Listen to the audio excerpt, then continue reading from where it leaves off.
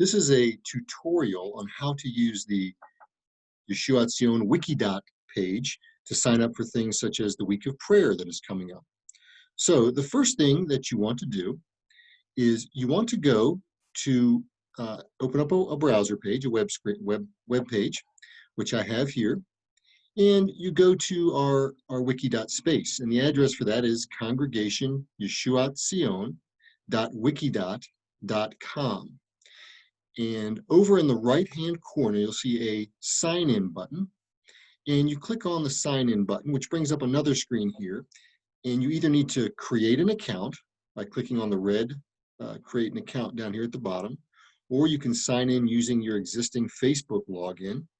Or again, create the account, and once you've done that, which I have done, you click sign in.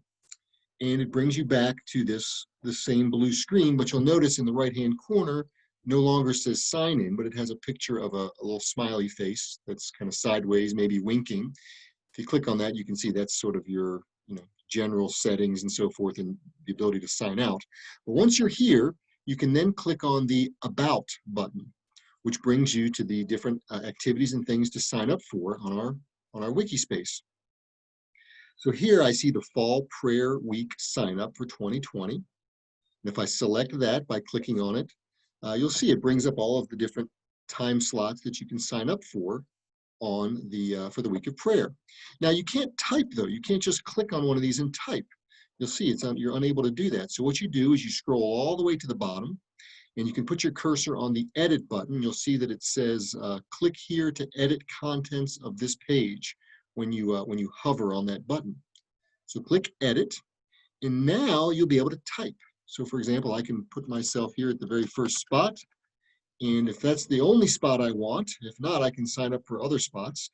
But once I sign up for all the spots I want, I go to the bottom of the page and click save.